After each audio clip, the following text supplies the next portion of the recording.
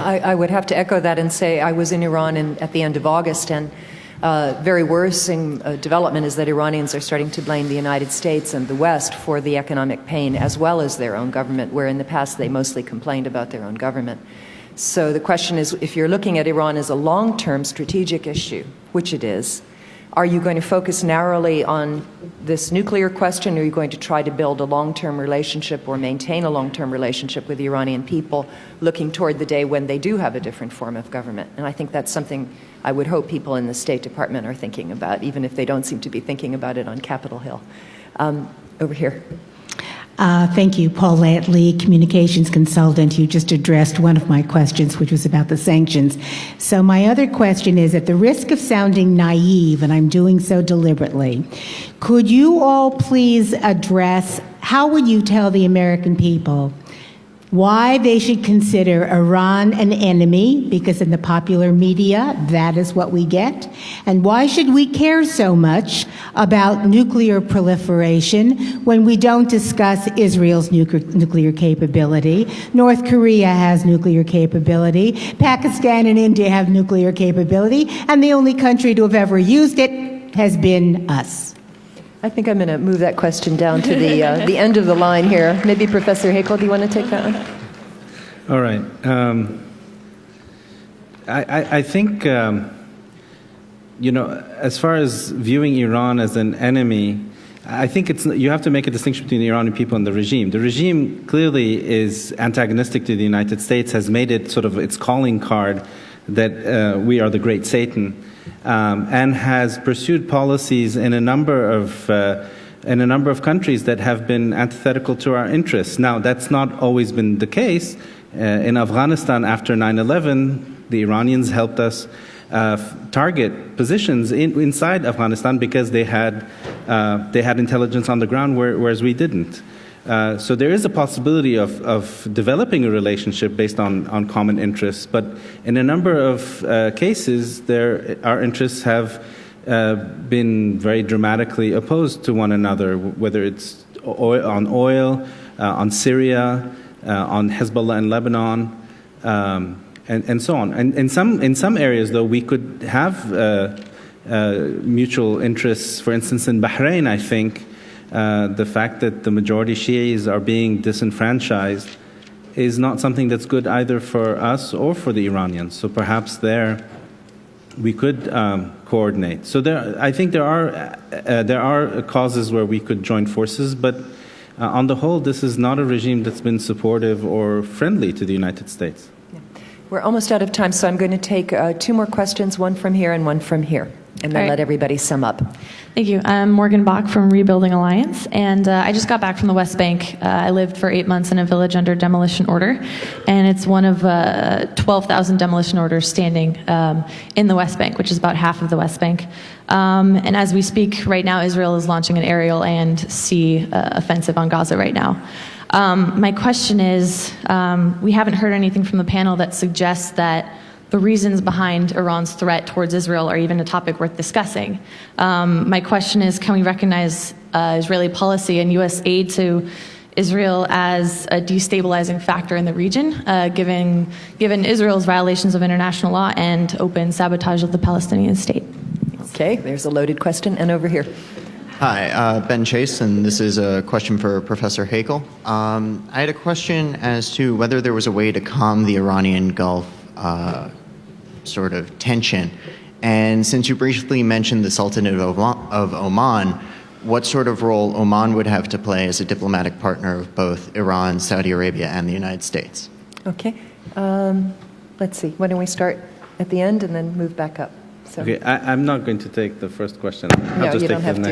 It's all right. Yeah, I mean, Oman is a very interesting country in that it maintains very good relations both with the United States and with the Arab Gulf countries, as well as with Iran. So it can play a positive role. Although I think there are issues from the Saudi perspective, certainly, where Iran. I mean, they just feel that Iran has no role to play in any domestic or Arab cause. In other words, that Iran should not meddle in Iraq, should not meddle in Syria, should not meddle in Lebanon, has nothing to say about the Palestinian question. I mean, that's a tall order. I mean, I don't see how the Iranians would be willing to even concede on any of these fronts, no matter what Oman does or does not do.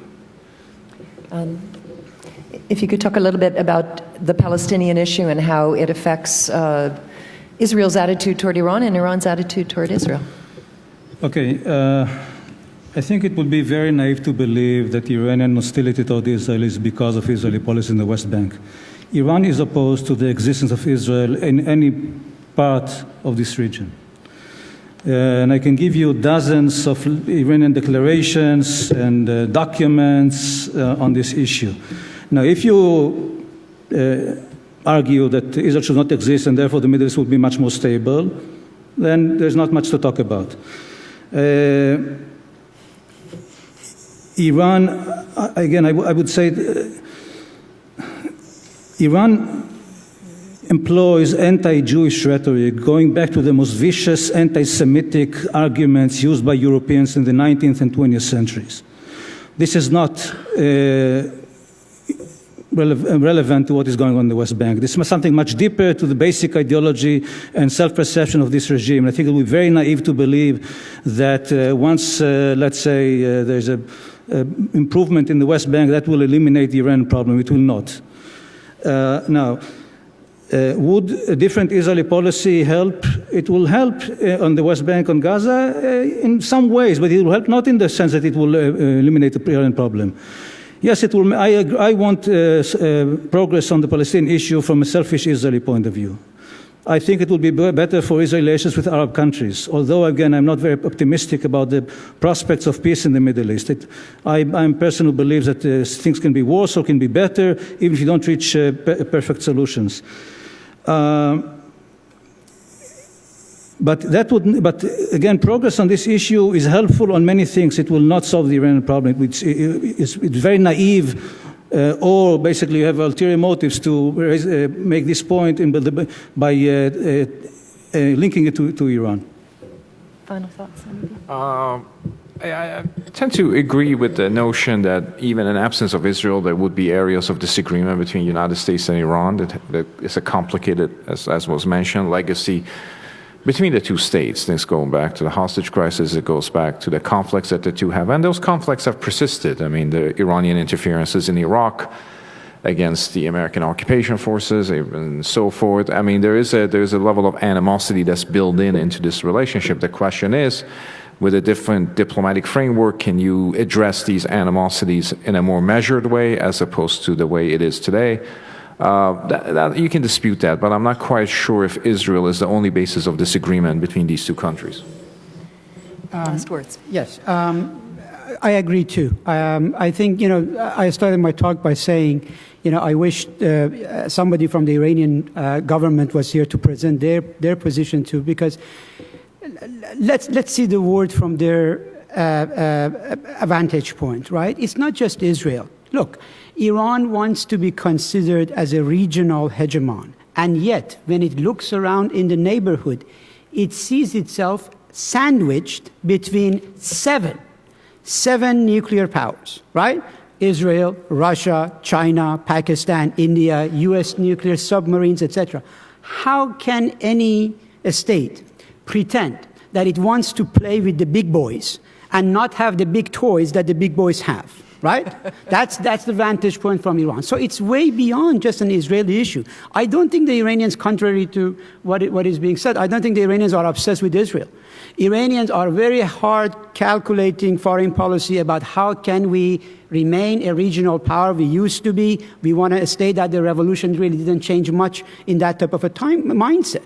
Right? And that's the vantage point from which they look at the world. Yeah. Just to add, there are still about 20,000 Jews who live in Iran from a very, very old community. And in my experience in Iran, I found that Iranians are anti-Semitic. They don't like Arabs very much. So we'll leave it there. Thank you very much to our speakers. You were all terrific. Thank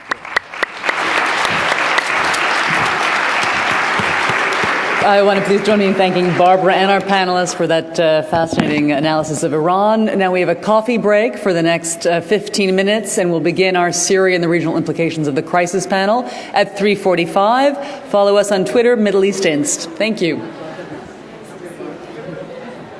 Thank you.